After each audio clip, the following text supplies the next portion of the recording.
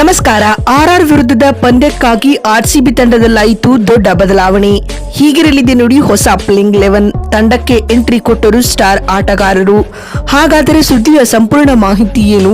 ಅಷ್ಟಕ್ಕೂ ರಾಜಸ್ಥಾನ ವಿರುದ್ಧದ ಪಂದ್ಯಕ್ಕೆ ಆರ್ಸಿಬಿ ತಂಡದ ಪ್ಲೇಯಿಂಗ್ 11 ಯಾವ ರೀತಿಯಾಗಿರಲಿದೆ ಮತ್ತು ಉಭಯ ತಂಡಗಳ ಬಲಾಬಲ ಹೇಗಿದೆ ಎನ್ನುವುದನ್ನ ಈ ವಿಡಿಯೋದಲ್ಲಿ ಕಂಪ್ಲೀಟ್ ಆಗಿ ತಿಳಿಸ್ಕೊಡ್ತಾ ಹೋಗ್ತೀನಿ. ಆದ್ದರಿಂದ ದಯವಿಟ್ಟು ಈ ವಿಡಿಯೋವನ್ನ ಕೊನೆವರೆಗೂ ನೋಡಿ.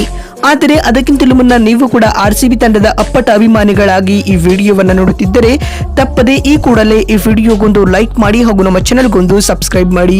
ಹೌದು, 2025ರ ಐಪಿಎಲ್ ನಲ್ಲಿ ರಾಯಲ್ ಚಾಲೆಂಜರ್ಸ್ ಬೆಂಗಳೂರು ತಂಡವು ತನ್ನ 6ನೇ ಪಂದ್ಯದಲ್ಲಿ ರಾಜಸ್ಥಾನ ರಾಯಲ್ಸ್ ತಂಡವನ್ನ ಎದುರಿಸಲಿದೆ. ಸ್ನೇಹಿತರೆ, ಆರ್ಸಿಬಿ ಮತ್ತು ಆರ್ಆರ್ ನಡುವಿನ ಐಪಿಎಲ್ ನ ಈ 28ನೇ ಪಂದ್ಯವು ಇದೇ ಏಪ್ರಿಲ್ 13ರಂದು ಅಂದ್ರೆ ನಾಳೆ ಭಾನುವಾರ ನಡೆಯಲಿದೆ. ಆರ್ಸಿಬಿ ಮತ್ತು ರಾಜಸ್ಥಾನ ನಡುವಿನ ಈ ಪಂದ್ಯವು ಮಧ್ಯಾಹ್ನ 3:30ಕ್ಕೆ ಆರಂಭಗೊಳ್ಳಲಿದೆ. ಇದರೊಂದಿಗೆ ಆರ್ಸಿಬಿ ತಂಡ ಈ ಪಂದ್ಯದಲ್ಲಿ ಗ್ರೀನ್ ಜರ್ಸಿಯೊಂದಿಗೆ ಕಣಕ್ಕಿಳಿಯಲಿದೆ. ಇದಲ್ಲದೆ ಈ ಬಾರಿಯ ಋತುವಿನಲ್ಲಿ ಆರ್ಸಿಬಿ ಆಡುತ್ತಿರುವ ಮೊದಲ ಡೇ ಮ್ಯಾಚ್ ಇದಾಗಿದೆ ಸ್ನೇಹಿತರೆ.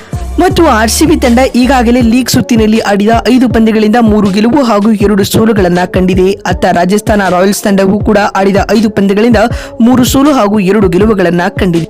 ಗಮನಿಸಲೇಬೇಕಾದ ಅಂಶವೇನೆಂದರೆ ಇಲ್ಲಿ ಆರ್ಸಿಬಿ ತಂಡ ಗೆದ್ದಿರುವ 3 ಪಂದ್ಯಗಳಲ್ಲಿ 3 ಕೂಡ ಅವೇ ಮ್ಯಾಚ್ ನಲ್ಲಿ ಗೆದ್ದಿದೆ. ಹೋಮ್ ಗ್ರೌಂಡ್ ನಲ್ಲಿ ಆಡಿದ 2 ಪಂದ್ಯಗಳಲ್ಲಿಯೂ ಆರ್ಸಿಬಿ ಮುಖಭಂಗವನ್ನ ಎದುರಿಸಿದೆ ಸ್ನೇಹಿತರೆ. ಇನ್ನು ಈಗ ಆರ್ಆರ್ ವಿರುದ್ಧದ ಈ ಪಂದ್ಯ ಜೈಪುರದ ಸವಾಯಿ ಮಾನ್ಸಿಂಗ್ ಅಂತಾರಾಷ್ಟ್ರೀಯ ಕ್ರೀಡಾಂಗಣದಲ್ಲಿ ನಡೆಯಲಿದೆ.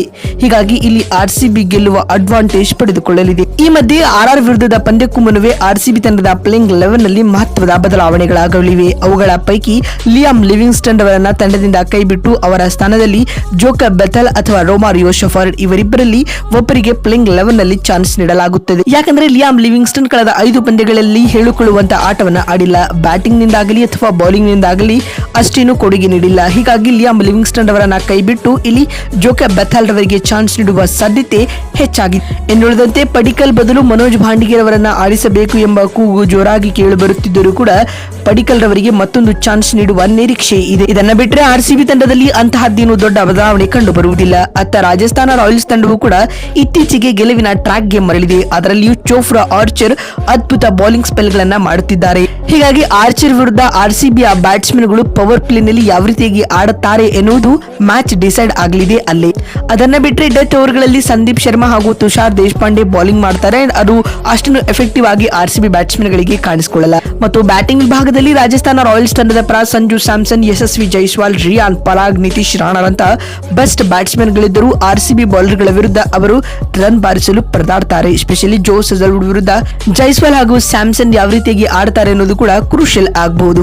ಇನ್ನು ಮಹೇಶ್ ತೀಕ್ಷ್ಣ ಸ್ಪಿನ್ ಬೌಲಿಂಗ್ ನಲ್ಲಿ ಕಾಣಿಸಿಕೊಂಡ್ರು ಕೂಡ ಆರ್ಸಿಬಿ ವಿರುದ್ಧ ಅವರು ಅಷ್ಟೇನು ಎಫೆಕ್ಟಿವ್ ಆಗಲ್ಲ ಅಂತ ನನ್ಗನ್ಸ್ತಾ ಇದೆ. ಹೀಗಾಗಿ ಈ ಪಂದ್ಯ ಗೆಲ್ಲುವ ಫೇವರೇಟ್ ತಂಡ ಆರ್ಸಿಬಿ ಆಗಿದೆ. ಇನ್ನು ಉಳಿದಂತೆ ಈ ಪಂದ್ಯಕ್ಕೆ ಆರ್ಸಿಬಿ ತಂಡದ ಬೆಸ್ಟ್ ಪ್ಲೇಯಿಂಗ್ 11 ಯಾವ ರೀತಿಯಾಗಿರಲಿದೆ ಅಂತ ನೋಡ್ತಾ ಬರುವುದಾದ್ರೆ ಓಪನರ್ಸ್ ಗಳಾಗಿ ಕೊಹ್ಲಿ ಮತ್ತು ಸಾಲ್ಟ್ ಇನ್ನಿಂಗ್ಸ್ ಆರಂಭಿಸಲಿದ್ದಾರೆ. ಇವರಿಬ್ಬರು ತಂಡಕ್ಕೆ ಉತ್ತಮ ಆರಂಭವನ್ನ ತಂದುಕೊಡ್ತಾರೆ. ಅಂಡ್ ಆ ರನ್ನಿಂಗ್ ಬಿಟ್ವೀನ್ ದ ವಿಕೆಟ್ಸ್ ಅಲ್ಲಿ ಸ್ವಲ್ಪ ಎಚ್ಚರ ವಹಿಸಬೇಕು.